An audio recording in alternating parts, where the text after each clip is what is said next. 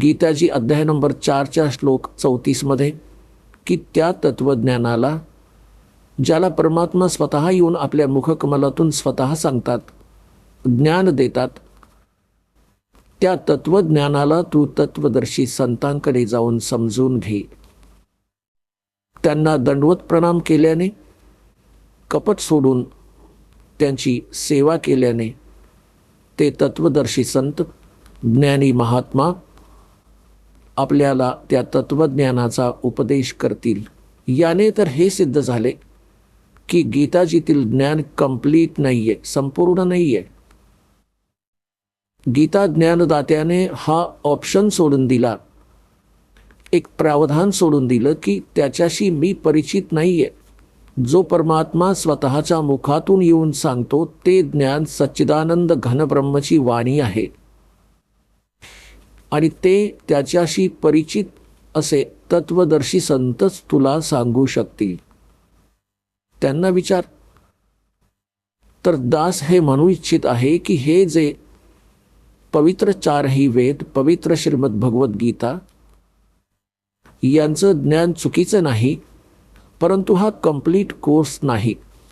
यात complete spiritual knowledge नाही, संपूर्ण अध्यात्म ज्ञान नाहीये. आणि संपूर्णाशिवाय मग पूर्ण मोक्ष कसा होईल, समजू शकतो हे तर सामान्य माणूस समजू शकतो. आता इथे हे आपले धर्मगुरू आपल्याला गोंधळवण्याचे काम करत राहिले की परमात्मा गीता ज्ञानदाता हे कंप्लीट गॉड आहेत, पूर्ण परमात्मा आहेत, श्रीकृष्ण आहेत ते, आणि ते जगद्गुरु आहेत श्रीकृष्ण अर्थात विष्णूजी. आता जर ते जगद्गुरु असते तर त्यांनी हा ऑप्शन नसता ठेवला की तत्वदर्शी संतांकडे जाऊन समजून घे. गीताजीचे 18 अध्याय लिहिले, 700 श्लोक आहेत, त्यात एक अध्याय अजून लिहिला असता त्यात काय कोणते कागद संपणार होते का काही वेळेची मर्यादा होती. तर सांगण्याचा अर्थ हा असा की हे ज्ञान जे परमात्मा स्वतः येऊन देतात ते ज्ञान कोणाजवळही नसते, तर त्याला परमअक्षर ब्रह्म सच्चिदानंद घनब्रह्मची वाणी म्हणतात. कबीर वाणी आहे ती, कबीर वाणी. तर सांगायचा अर्थ असा की जे वेदांमध्ये, गीतेमध्ये जे वर्णित विधी आहेत ते गॉड गिव्हन आहेत. गॉड गिव्हन म्हणजे पूर्ण परमात्म्याने वेद दिले ब्रह्मला, ब्रह्मने मग पुढे आपलं ज्ञान दिलं आपल्या पुत्राला ब्रह्माजींना, आणि मग अर्जुनाला श्रीकृष्णामध्ये प्रवेश करून या वेदांचा सारांश आणि स्वतःच्या काही अडकळी यामध्ये अजून जोडल्या. तर या 9 मन सुताचा गुंता केला. काहीतरी या काल भगवान ब्रह्मने मग ऋषींच्या अर्धवट अनुभवाने या अध्यात्म मार्गात 9 मन सुताचा गुंता केला. त्या 9 मन सुताचा गुंता सोडवण्यासाठी ते परमात्मा स्वतः इथे येतात आणि त्या गुंत्याला उलगडवून देतात.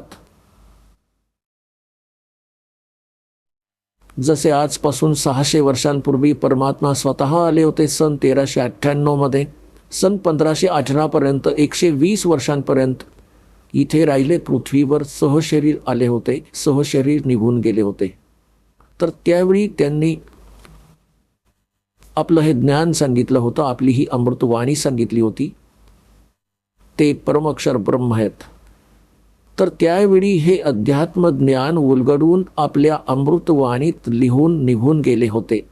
आपण ऐकत होता जगद्गुरु तत्वदर्शी संत रामपालजी महाराज यांचे मंगल प्रवचन, ज्यांच्या शुभ आशीर्वादाने संपूर्ण विश्वामध्ये 500 पेक्षा जास्त नामदीक्षा केंद्र आहेत, जिथे निशुल्क नामदीक्षा दिली जाते. निशुल्क नामदीक्षा प्राप्त करण्यासाठी आणि अधिक माहितीसाठी संपर्क करा 7030303951 7030303952. अद्वितीय आध्यात्मिक ज्ञान वाचण्यासाठी, पाहण्यासाठी आणि ऐकण्यासाठी संत रामपालजी महाराज ॲप अवश्य डाउनलोड करा किंवा आमची वेबसाईट www.jagatgururampalji.org वर विजिट करा. आम्हाला सोशल मीडियावर फॉलो करा. सर्व पवित्र धर्मांच्या पवित्र शास्त्रांवर आधारित प्रमाणित अनमोल पुस्तक ज्ञानगंगा किंवा जगण्याचा मार्ग यापैकी कोणतेही एक पुस्तक निशुल्क मागवण्यासाठी आपण आम्हाला आपले पूर्ण नाव, पूर्ण पत्ता, पिनकोड आणि फोन नंबरसह लिहून 7030303951 किंवा 7030303952 या नंबरवर SMS करू शकता किंवा 7030303950 या नंबरवर व्हॉट्सअप देखील करू शकता.